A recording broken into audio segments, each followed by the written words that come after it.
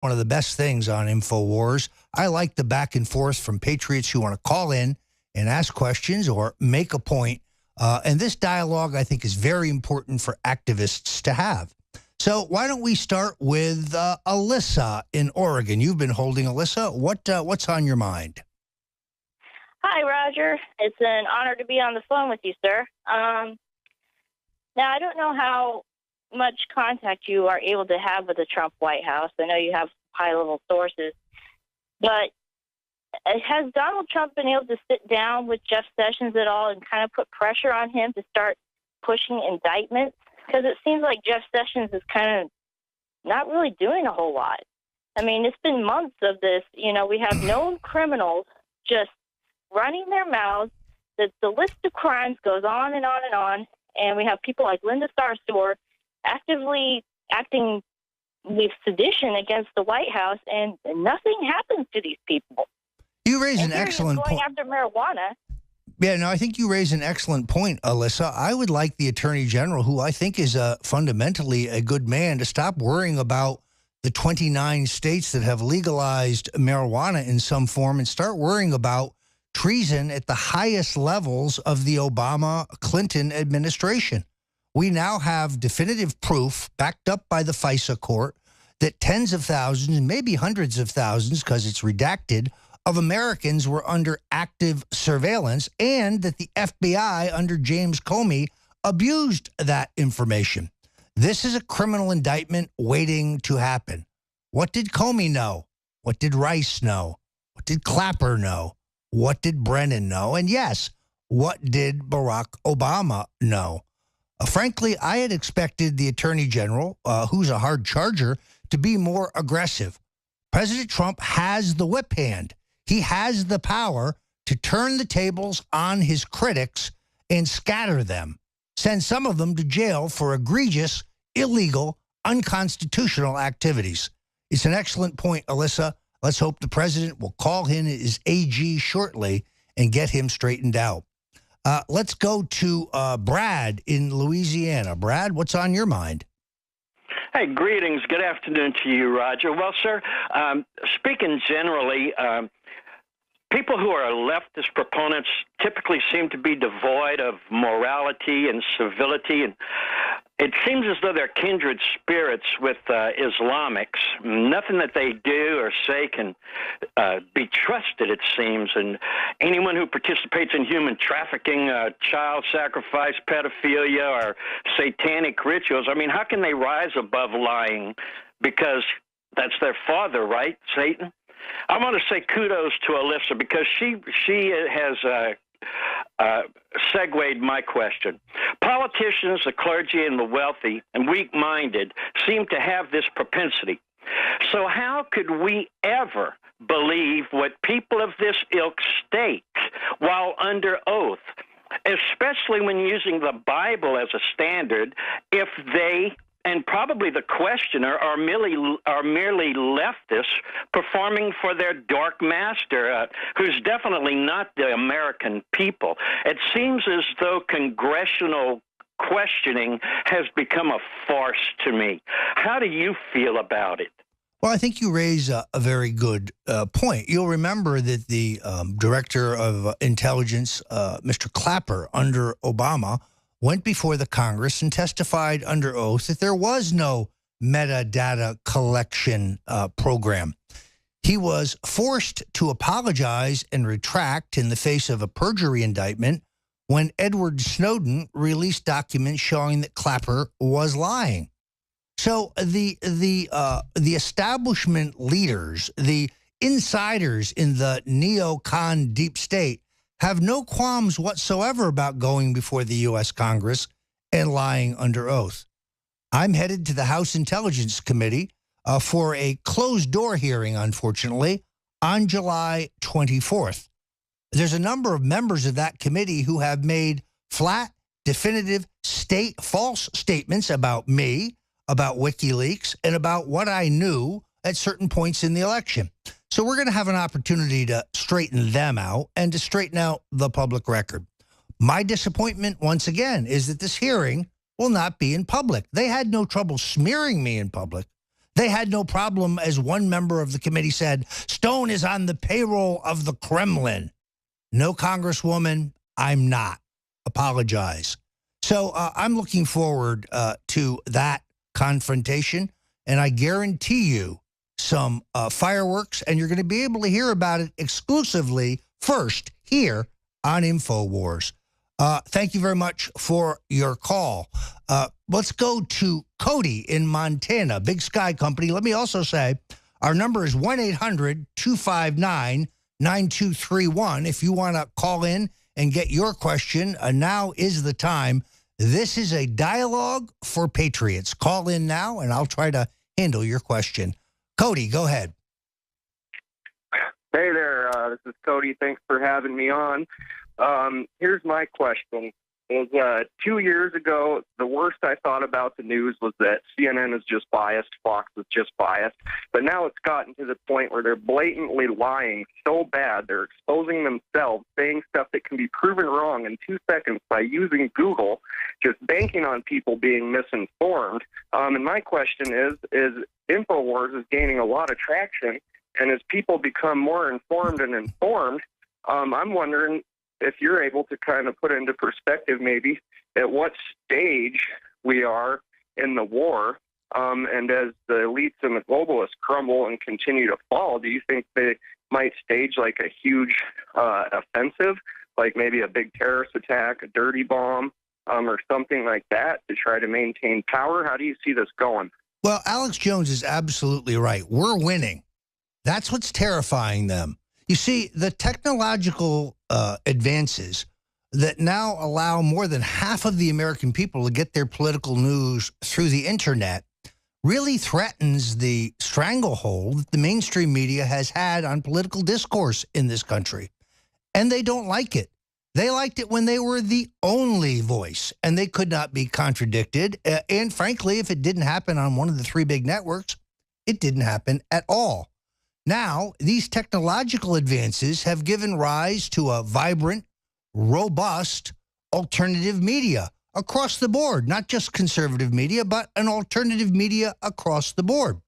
That's why the tech left is moving aggressively, using a series of techniques and other computer tricks, including manipulation of the algorithms, throttling, and a number of other techniques to limit our reach, to strangle free expression, to kill the First Amendment.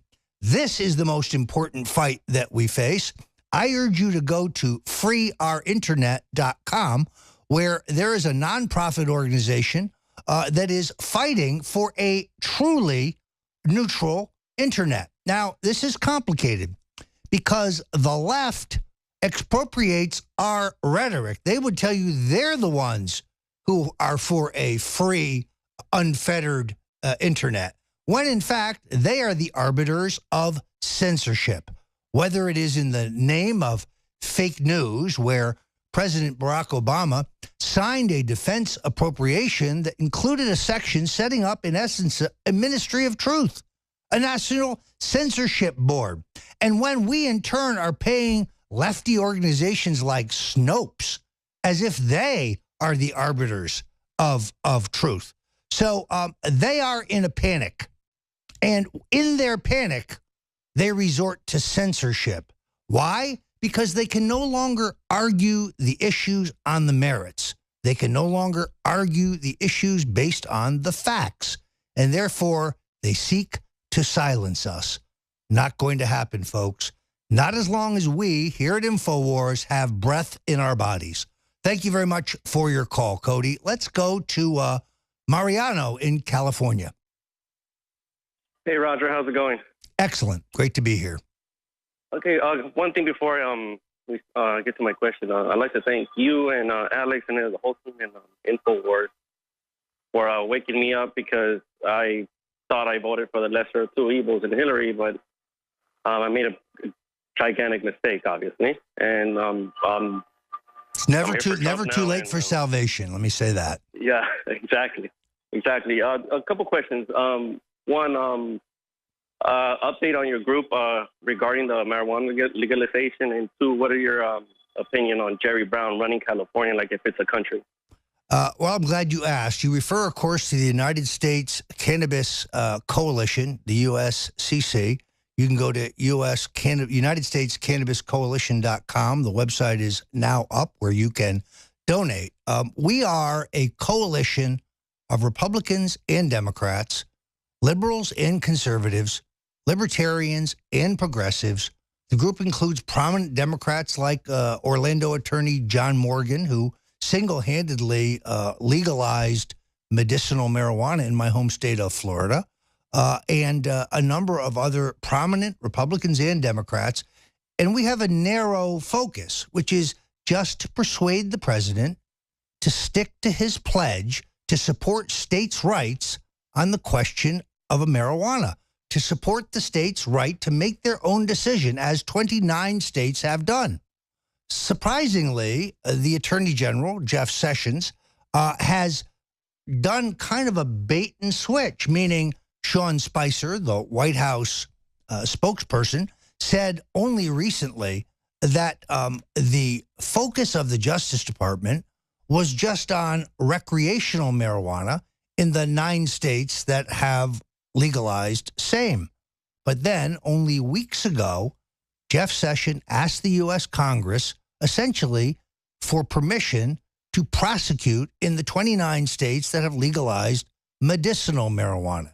In essence, he wanted to overturn a Dana Rohrabacher-inspired rider that was attached to the budget that right now prevents the Attorney General from such a crackdown.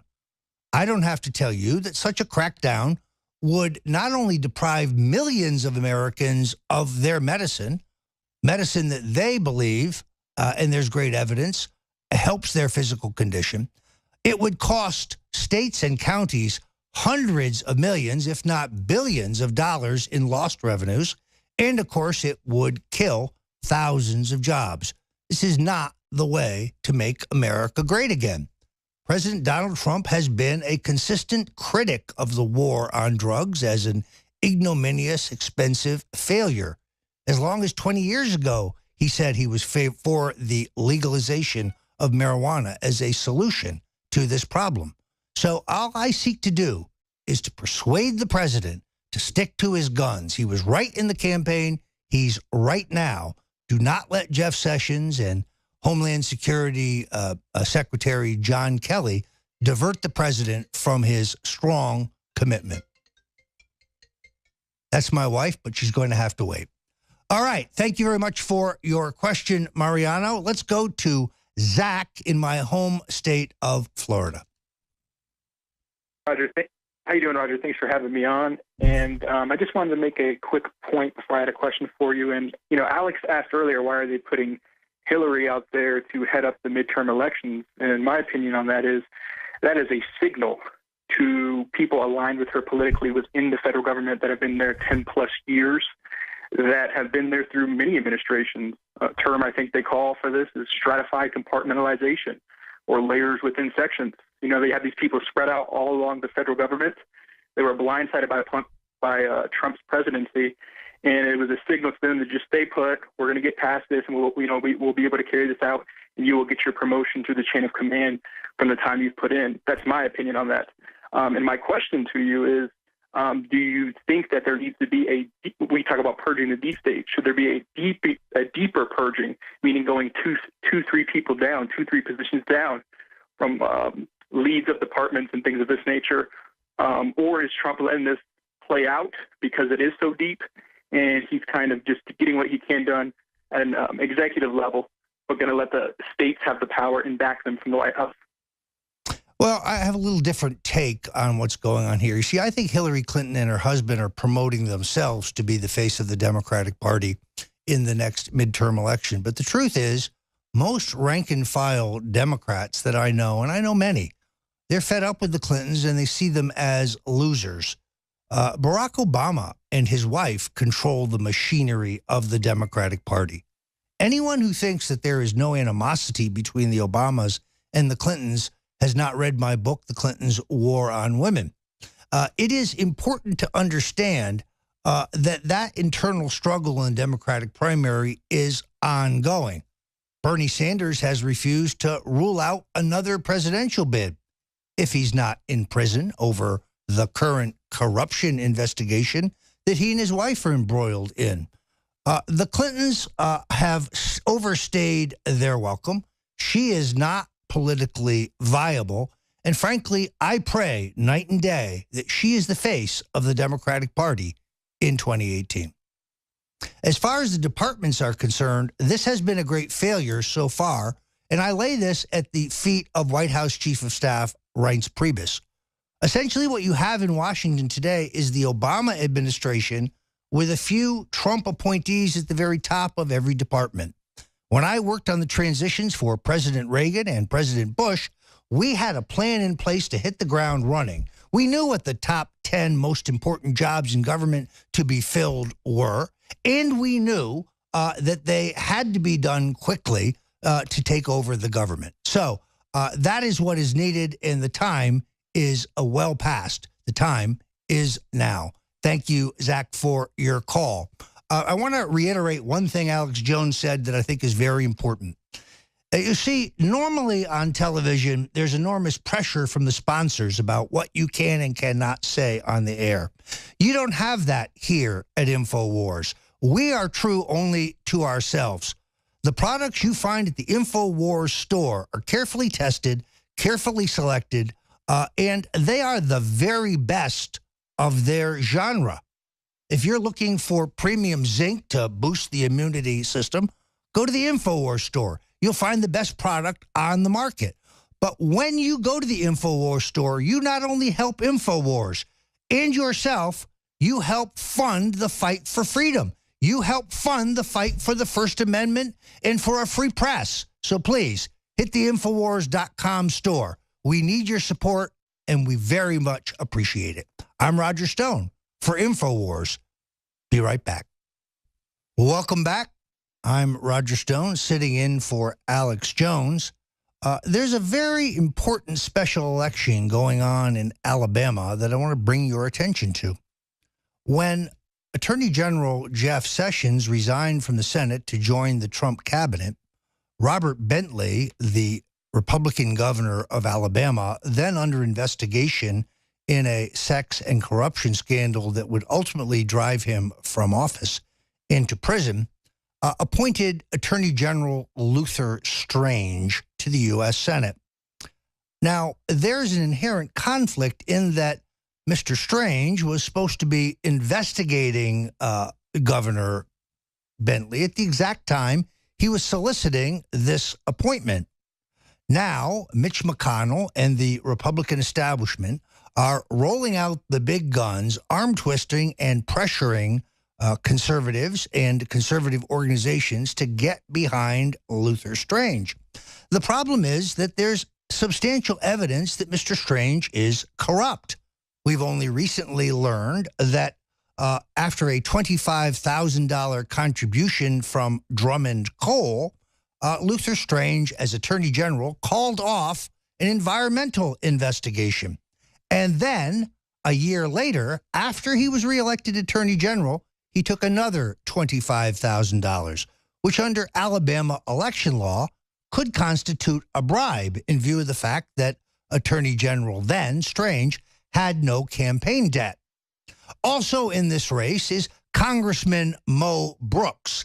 Congressman Brooks is a vicious Trump critic, attacking the president not only when he was the Republican nominee, but after the election. Certainly no Trump supporter there. The bright spot in this election is Dr. Randy Brinson. Dr. Randy Brinson is a former chairman of the Alabama Christian Coalition. Like Donald Trump, he's an outsider, a medical doctor who has a substantial experience as an entrepreneur, businessman, and job creator. But more importantly, Randy Brinson is the man that Donald Trump needs from Alabama. Luther Strange, you can count on him to stand with Mitch McConnell and those who even today are blocking the president's plan for health care reform. Let me put it another way. Luther Strange is supported by the very people who are opposing President Trump's agenda in the United States Senate. I also want to mention to you that Saturday, the 15th, at 6 o'clock, I will be in Las Vegas with my friends Congressman Ron Paul, Sean Stone, Adam Kokesh, and others in a rally for freedom for the Bundys. The story of the Bundy ranchers and the oppressive foot of the federal government is one that the American people don't know enough about. 17 men who rallied in support of the Bundys await trial, but are refused pre-trial release. They have been held in some cases for more than a year in prison awaiting trial. This is, of course, a violation of due process. So join me this Saturday, July 15th at 6 o'clock at the Rainbow Garden Inn in Las Vegas. We are going to rally for freedom. Congressman Ron Paul will be there. Again, Sean Stone, Adam Kokesh, and myself. We need to see you there in the fight for freedom. I look forward to it. Thank you so much for joining.